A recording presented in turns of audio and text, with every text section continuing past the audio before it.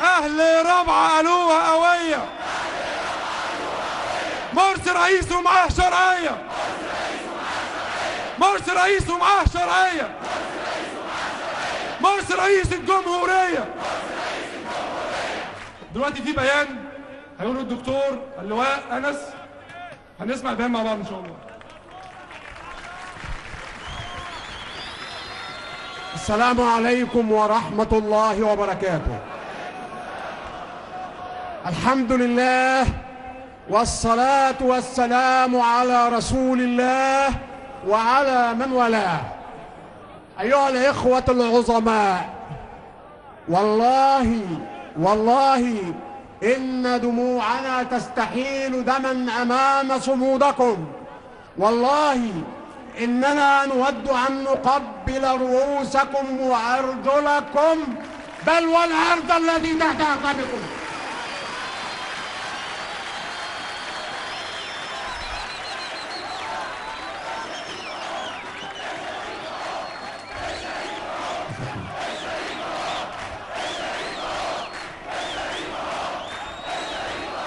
بل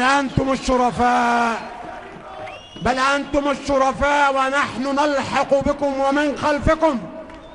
بل أنتم الشرفاء التي رفعتم رؤوسنا عالية.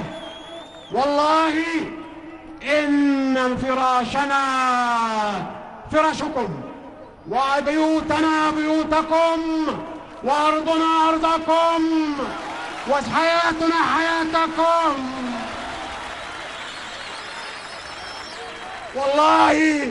والله لنرى العلقم في حلوقنا وأنتم تأكلون وتعبدون الله وتذكرونه.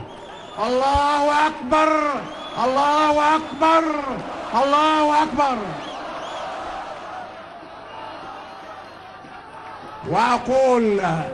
وأقول للساخرين المستهزئين: استهزئوا ما شئتم، هذا شعب لا يعرف إلا النصر، هذا شعب لا يحيا إلا بالعزة.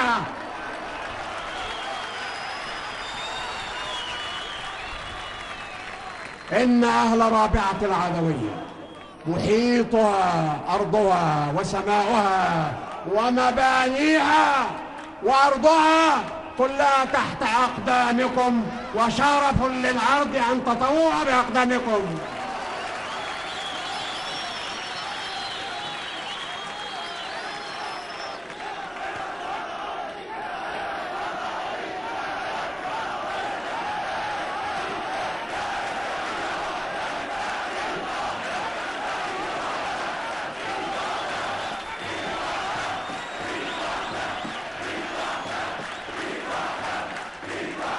وأهالي رابعة العدوية يقرؤون القرآن: وإنا لننصر رسلنا والذين آمنوا ونحن ننصركم في كل وقت وحين.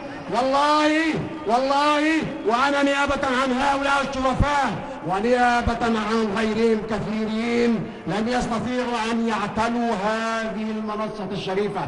نحن نعتبر هذه المنصة منصة الحرية، منصة العزة، منصة الكرامة، لهذه الوجوه الوضيعة، لهذه الوجوه الرائعة التي نباهي بها إن شاء الله يوم القيامة.